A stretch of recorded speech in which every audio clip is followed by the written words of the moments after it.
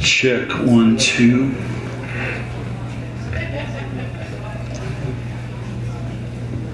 Twas the night before Christmas,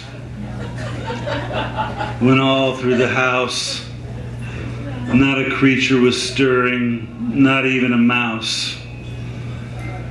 The locks were all locked, double locked with great care.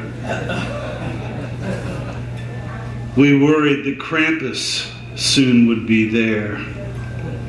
The children were hiding under their beds while visions of birch switches haunted their heads.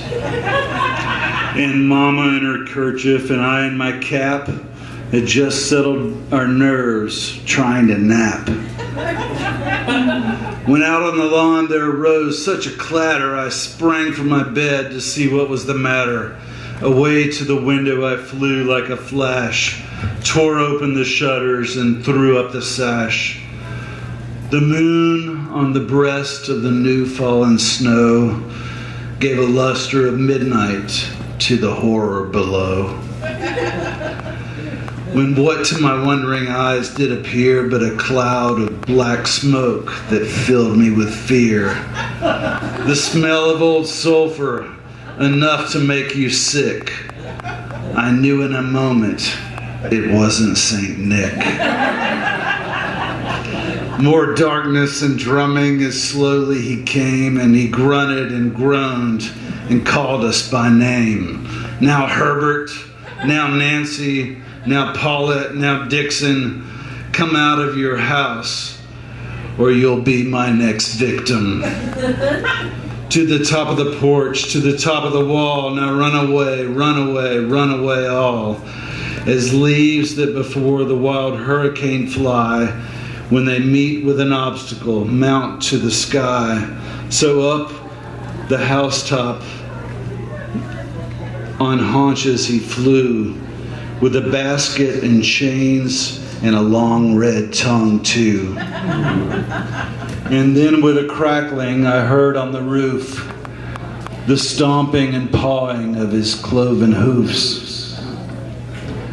As I drew down my head and was turning around, down the chimney came Krampus with a horrible sound. He was covered all in fur from his head to his foot, and his face was all tarnished with ashes and soot. And an empty basket he flung on his back, and he looked like a devil with a hair carved in black.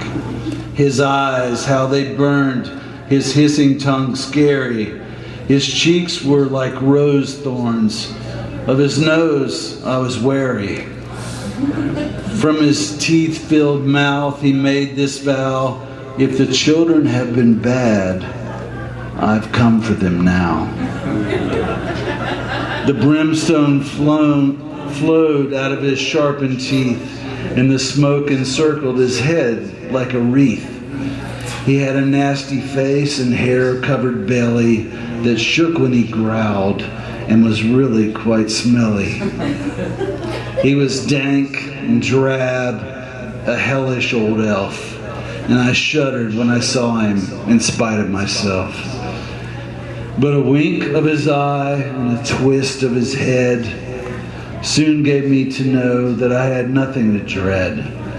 He spoke not a word, but went straight to his work and put coal in the stockings, then turned with a jerk, and laying his finger inside of his nose and giving a humph, then up the chimney he rose. He crept to the woods through briar and thistle. I could hear the harsh clamoring of every bone gristle, but I heard him enraged ere he drove out of sight. All your children have been good, so I can't even give them a fright.